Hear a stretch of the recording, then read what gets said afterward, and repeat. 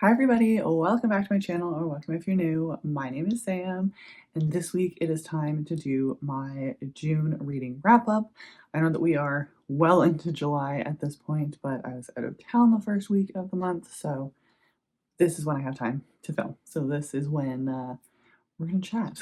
June was a fairly good reading month. I ended up reading quite a few books. I had some decent readings, I guess. So let's just chat about them and all of the books that I read. I did end up reading 11 books in June, so let's just get through them. The first book that I read in June was Fever Dream by Elsie Silver. I was so excited for this book.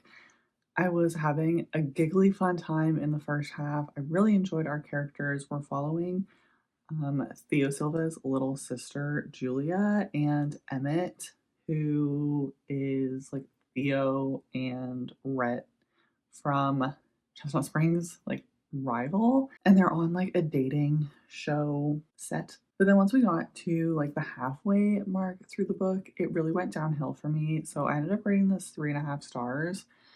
I really enjoyed the characters. I really enjoyed their connection, but just the timeline of the show and the events of the show, I wish our characters just behaved a little bit differently, or that the show was, I don't necessarily want to say more or less part of the book. I just wish it was all handled a little bit differently. Like the show felt like it was this big storm cloud of problems for our characters, but it wasn't really focused on in any way. I just didn't feel like we got the scenes or the plot line with the show that I expected. So it just, I don't know, it just didn't end up working for me. I feel like the depth and like conflict that we got just like didn't work. Next book that I read was The Other Side of Now by Paige Harbison. I really enjoyed my time with this book. I did listen to this one on audio, and the author actually narrates the book as well, and she did a fantastic job.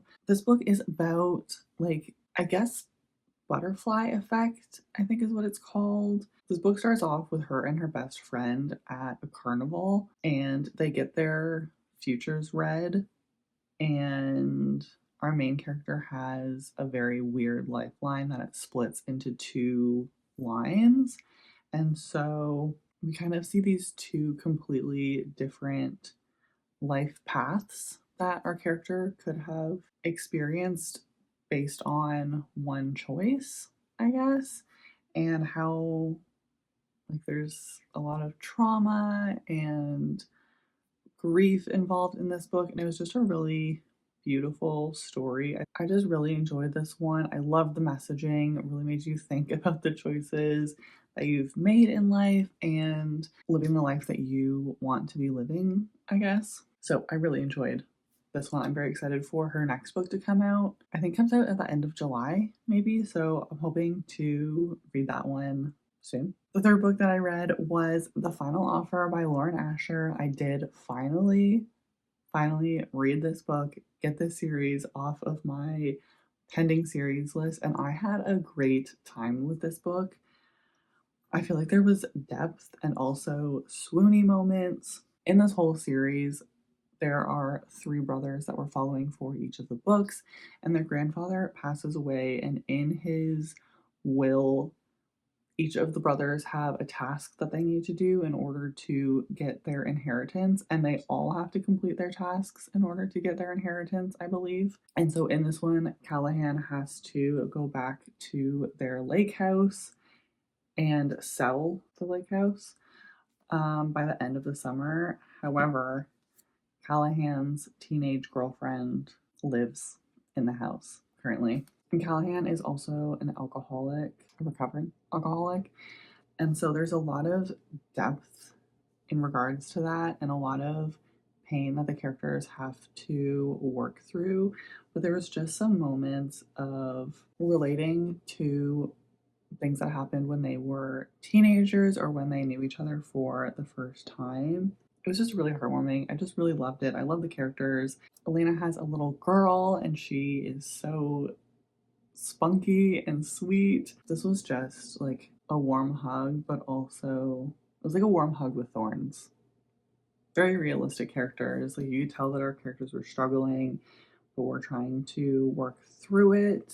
I'm really glad that I finally read this one. And I rated it 4 stars. I hadn't mentioned that. The next book that I read was unfortunately a flop, and that was The Strawberry Patch Pancake House. And I rated this one 2.5 stars. I remember having like a fun time reading it, but I think the writing in this series is just not really for me, and I was hoping that it would get better, but it hasn't. I just feel like with this series, it talks about some deeper themes, but it doesn't really delve deep into them. They stay very surface level, which I feel like even with just a little bit more detail or a little bit more conversation, it could go a lot deeper and resonate a lot more. So yeah, I feel like I have read all of these books like a lifetime ago, and I stopped adding the characters' names in my notes. I don't even remember what their names were. Our female main character is bouncing between jobs. She kind of has multiple jobs going on. She's not making enough money to like make ends meet. And in comes our male main character, who's recently, I feel like the only way to say this is acquired a daughter. His fling from a number of years ago passes away, and he has to take over the custody of this little girl. And so the bonding between honestly all of our characters was really sweet. But at the same time, I feel like we didn't see enough of like actual bonding between the father-daughter relationship, which I feel like would have been or should be a huge part of this book. And so I just was left wanting more. These books also include very minimal swearing, but uses like fake swear words, which I don't like. If you're going to swear, just swear, or if you're not going to swear, just omit that entirely. It just makes it feel really cringy in my opinion. And then coupling that with like very spicy scenes where they are using like this vulgar language, it just doesn't match in my opinion. It just feels really odd. Also, on my little notes here, I have the conflict was an eye roll. Do I remember what the conflict was? No, I don't, but it is what it is. So yeah, I had like a fine time with this, but clearly nothing has stood out to me. Next, I have been doing my reread for the ACOTAR series in anticipation of the next book. However, I have been listening to these on graphic audio. Graphic audio in and of itself is a ride. It took me a really long time to get into them and start to like them a little bit, because then there's also some parts where there's a lot going on and there's a lot of sound effects, there's a lot of music happening, and then you can't even hear the dialogue. It doesn't make sense. Like keep those in the background. I don't know if it's just reading these again or if it's the graphic audio that's doing this, but I'm liking these books a lot less this time around. So I don't have a lot to say about these ones. I've read these books. I think this is the third or fourth time. It's a very pivotal series in my reading journey. I am looking for books that made me feel the way that these books made me feel like the first time around. Yeah, I think I rated this like 3.5 stars. Like they're fine. They're fine. Next, I read Morning Star by Pierce Brown. Oh my gosh, what a book. There is so much that happens in this book, so much political moves. There's a lot of relationship tension, a big focus on various types of relationships and the choices that you have to make in order to be in war, essentially. Yeah, a lot of moral decisions, a lot of suffering, and trying to weigh your choices. I really don't know how to talk about this series. I feel like I don't love this series, or the series isn't as ingrained in me as much as it seems to be with some other people, but this was still a 4.5 star. Just so much pain. I really thought that I was going to cry in this book, and I didn't, even though there was some very emotional moments. This was supposed to be the last book in the series. This is the last book in like the original trilogy. I can't remember what they call it, the first age or something. And so it does have a clear ending, although there's definitely a lot of loose threads that need to be tied up. So the ending felt a bit rushed for me personally. The characters go through so much in this series, in these first books, and for the ending to be the way that it was, it just felt a little easy. But I am very excited but hesitant to go into the next age, the next group of books, because I think those ones are even heavier.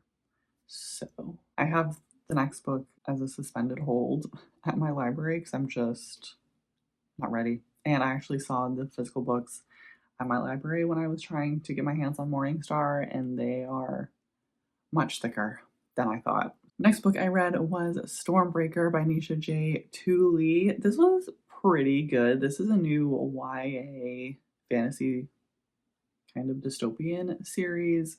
Our main character has some power that she has to keep hidden, and she is going to this magical school type setting to get educated and inevitably get a job in her desired sector. I found a lot of this book to be pretty slow. Not a lot happened. Our main character is 17, 18, something like that, and she definitely felt her age, which makes sense, but as somebody who is older than 18, it was definitely frustrating at times that she is just blindly trusting these people that she's never met before and trusting that they are, or that they have her best interest at heart. But the ending was very fast paced, very interesting. There's lots of intrigue, and I know that the second book is coming out in the fall, I believe. So very excited to get my hands on that fairly soon. This was a 3.5 star for me.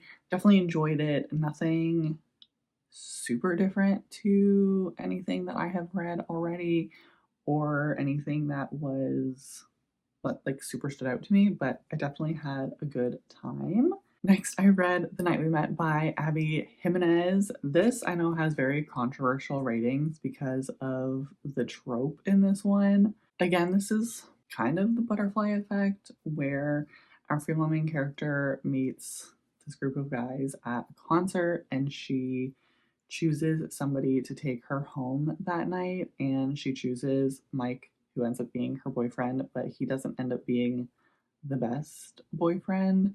And due to some series of events, it gets close to Mike's best friend, Chris.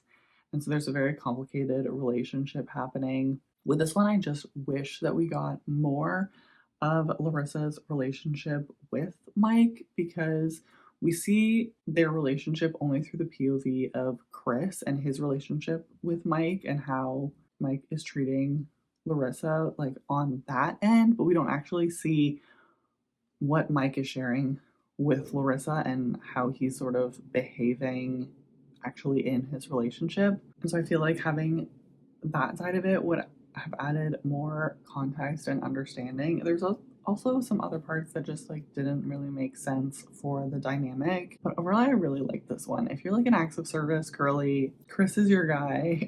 He's literally, if he wanted to, he would.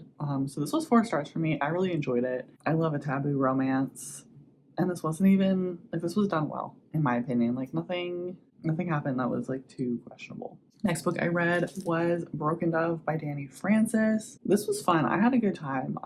The world opened up. We got to meet a lot of new characters. There's lots of questions that are being brought up that we still don't know the answer to. There was definitely some slow parts. I feel like not a ton happened plot-wise because we were gathering sort of information about the other side of the conflict that's going on and meeting all of these people, but definitely left it in a place that's very intriguing for the next book. So yeah, this was 4 stars. I don't have a lot to say about it. Really enjoyed the relationship that was in this book and some of the relationships that were made. There was some, tough choices that had to be made in this one as well. I'm reading a lot of books that are like war-based.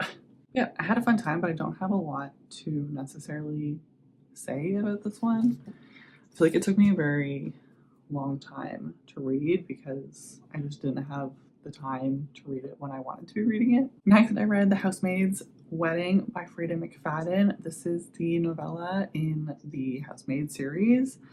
It's a little short story. It was like 70 pages, I think. I really like this. This was a lot of fun. There was some creepy, like mystery thriller elements to it, but it was also just a sweet story about the wedding that really adds context to the next book. And I thought it was really well done. Like, it had a plot, it had intrigue, it had like everything you would want, but it was just condensed into a little tiny story. It didn't try to do more than what it was. Like, this was just a short story. This was just adding some context and some background into the relationship. I had a great time with this. I thought this was a lot of fun. I thought it was really well done, and I gave it 4 stars. Now, I went out of town on June 26th, and so in my head, June was over at this point. So I was kind of going wild and started pulling some books from my July TBR into June, because to me the month was over and I just wanted to read the books that I had picked out on my Kindle that I could sort of try to get through my TBR while I was away. So I did read one book from my July TBR in June while I was away, and that was Garnet Flats by Devney Perry. I ended up rating this 3 stars. This was pretty good. I feel like I read it so fast I don't even remember what it was even about. Ah, yes. So in this one we are following Talia Eden, who is the doctor of the family, and she's having some troubles at work with some tension, which never really gets resolved. But her ex Foster comes into town and just transplants himself here in trying to win Talia back. They have some complicated history that we're getting in bits and pieces, and I feel like the conflict and their history was resolved in like one conversation, and the tension also broke way too early, so there wasn't much to like root for, and it just felt very repetitive in that, I don't know, nothing was ever like, they had a conversation, there was no necessarily reflection or discussion after, and so it was really just didn't do much for me, to be honest. But I do really love this series, and I do want to just read through them all because I did have a lot of fun reading this one, and I just want to read more of Devney Perry's work. But that is everything for today's video. That's everything that I read in June. Let me know down below what your favorite read from June was. I would love to chat with you, add more books to my never-ending TBR, and if you would like to find me on the other corners of the internet, all of my links are linked down below. But I hope that you have a great rest of your week, and I'll see you in the next one. Bye.